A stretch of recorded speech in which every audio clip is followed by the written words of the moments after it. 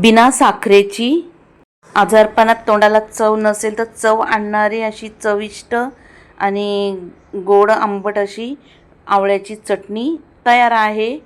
तर वेळ न घालवता आपण रेसिपीला सुरुवात करूया. तर इथे स्वागत आहे तुमचं माझ्या मनीषाज रेसिपी यूट्यूब चॅनलवर.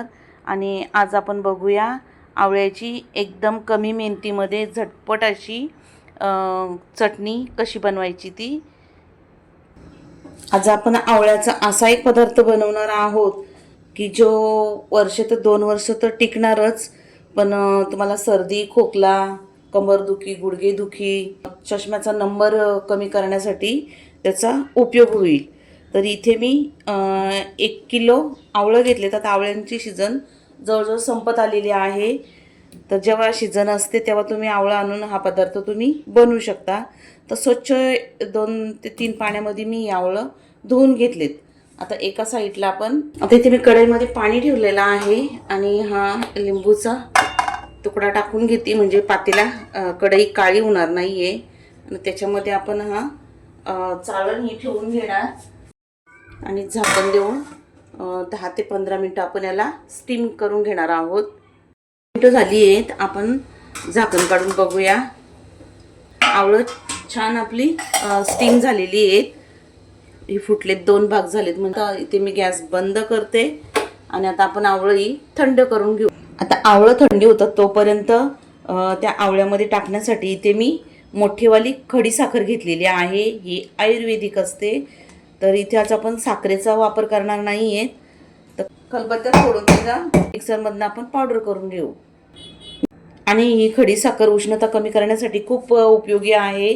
आपल्या शरीरातली उष्णता कमी होते. हिला धाग्यावाली खडी साखरही म्हणतात. तर इथे खडी साखर पण आता मिक्सरमधनं फिरून झाले. आणि मोठी ठेवली तरी ती विरघळते, पण तिला वेळ लागेल म्हणून पावडर करून घेतली आहे. तर आता ही साईडला ठेवून घेते.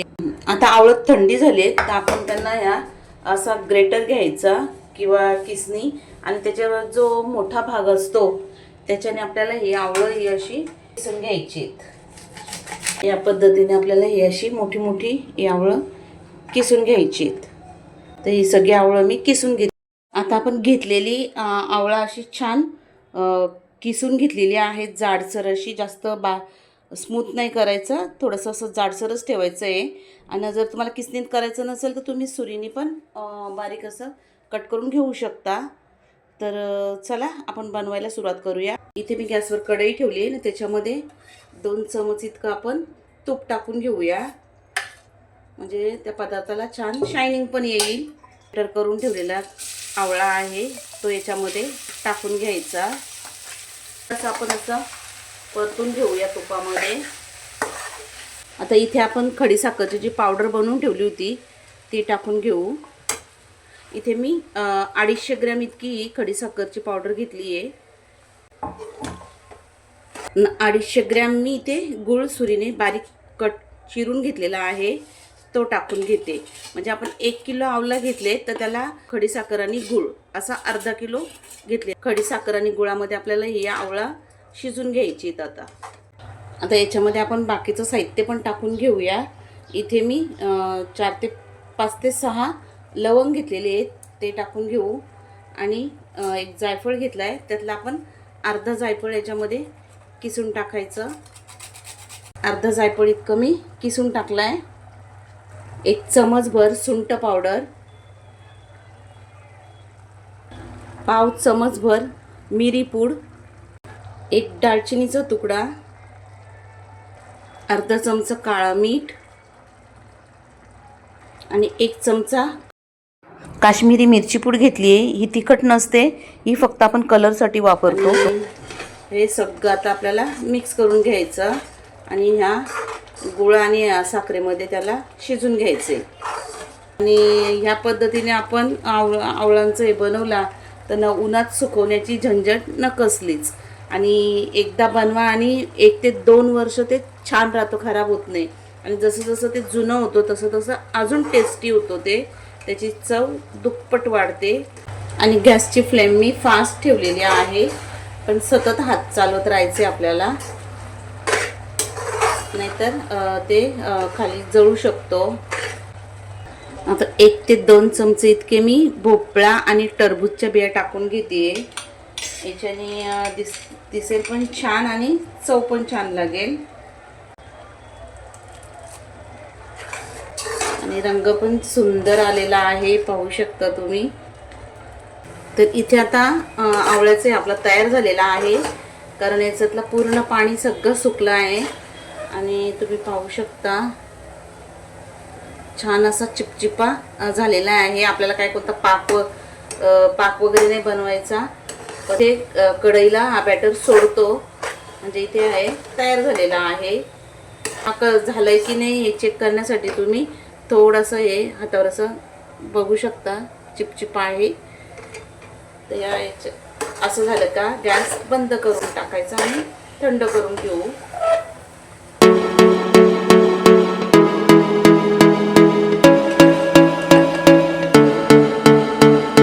पाहू शकता इथे आवळ्याची चटणी, मुरंबा, तुम्हाला काय नाव द्यायचं तुम्ही कमेंट करून मला नक्की सांगा. तर इथे तयार आहे आणि थंडही झालेला आहे. पाहू शकता रंग वगैरे किती सुंदर आलेला आहे. तर रेसिपी थोडी जरी आवडली असेल तर माझ्या चॅनलला सबस्क्राईब करा, आवडला तर लाईक करा आणि मित्रपरिवारांमध्ये शेअर करा. तर इथे तयार आहे आवळ्याची खट्टी मिठी आपली चटणी, एकदम जबरदस्त झालेली आहे. रोज 1 चमचा घेऊन तुम्ही हा खाल्ला तर तुमची केस गळती थांबू शकते, चष्म्याचा नंबर कमी होऊ शकतो. अशा आवळ्याचे भरपूर फायदे आहेत आणि तुम्ही हे एकदा बनवून छान 1 ते 2 वर्ष हे टिकतो, खराब होत नाही आहे. तर आवळा कँडी किंवा आवळा मुरंबा आता आपण भरपूर वेळा बनवून खाल्लेला असेल. तर आता एकदा मी सांगते म्हणून त्यावरनं एकदा हा पदार्थ तुम्ही बनवून बघा. चवीला पण खूप अप्रतिम आहे, खूप छान लागतोय आणि लहान मुलं देखील खातील, कारण आवलं तुरड असल्यामुळे लहान मुलं खायला कंटाळा करतात.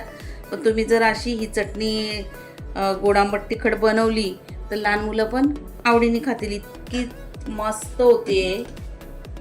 तर हे थंड झालंय तर एखाद्या एअरटाईट काचेच्या बरणीत किंवा एअरटाईट डब्यामध्ये तुम्ही काढून ठेवू शकता.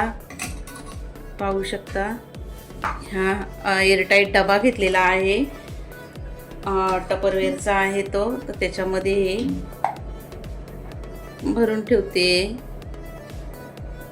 आणि कमी मेहनतीमध्ये तयार होतो. न उन्हात सुकवण्याची झंझट, न 3-4 दिवस साखरेत मुरत ठेवण्याची गरज. तर इथे आवळ्याची चटणी तयार आहे ना, तुम्ही बघू शकता तिचा रंग वगैरे किती सुंदर आलेला आहे.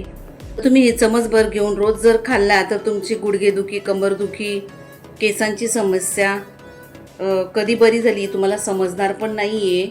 इतका गुणकारी आहे. आवळ्याचे गुणधर्म तुम्हाला तर माहीतच आहे. आणि सर्दी खोकला तापामध्ये आपल्या तोंडाची चव जाते. तर तुम्ही ही आवळ्याची चटणी अशी जर बनवून ठेवली आणि खाल्ली तर तुमच्या तोंडाला चव पण येईल, इतकी जबरदस्त आहे. तर अशाच नवीन नवीन आणि सोप्या रेसिपी पाहण्यासाठी माझ्या चॅनलला सबस्क्राईब करा, बाजूला असलेला बेलचं बटन दाबा, आवडली तर लाईक करा, मित्रपरिवारांमध्ये शेअर करा आणि एकदा करून बघा आणि केली तर कमेंट करून मला नक्की सांगा. तर चला पुन्हा भेटूया अशाच एखाद्या जबरदस्त आणि मस्त रेसिपीसोबत. तोपर्यंत मस्त खा आणि मस्त रहा.